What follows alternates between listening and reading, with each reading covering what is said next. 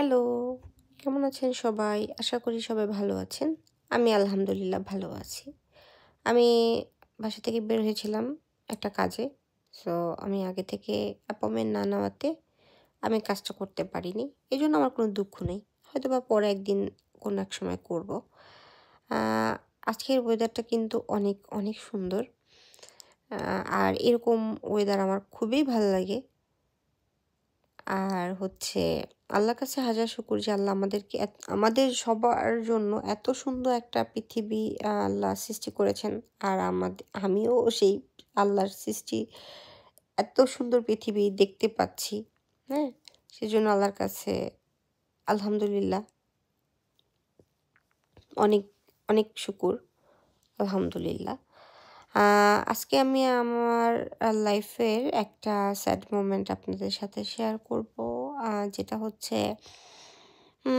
আমার মতো যারা আছেন যে নিজের দেশের বাহিরে বাবা-মা, আত্মীয়স্বজন, আপনজন রেখে দূরে কোথাও কেউ বা হয়তোবা ওয়ার্ক করে, কেউ বা স্টাডি করে, তারা বুঝবেন যে আসলে বাস্তবতাটা কত কঠিন।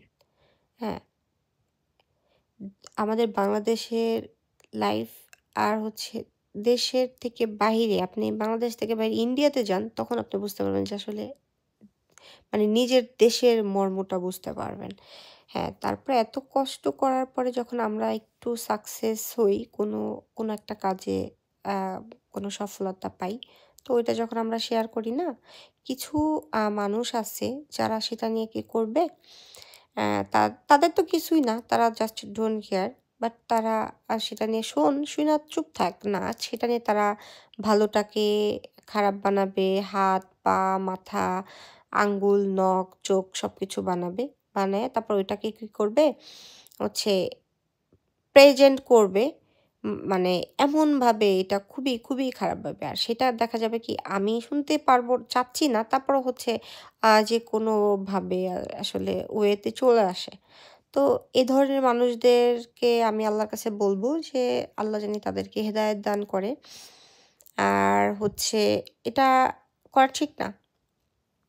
আর আমার তো বিশেষ কিছু বলার নাই। আমার আমি আল্লাহর কাছে বলা ছাড়া আর আমার আপন কেউই নেই। কার কাছে বলব? তো আমার ভিডিওটা কার কাছে কেমন লাগছে?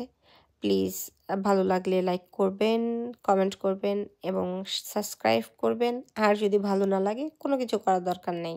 Just ignore. ওকে? তো আজ এ পর্যন্তই। ভালো থাকবেন। Ta ta, bye bye. আবার কোনো একদিন হয়তোবা কোনো একটা ভিডিওতে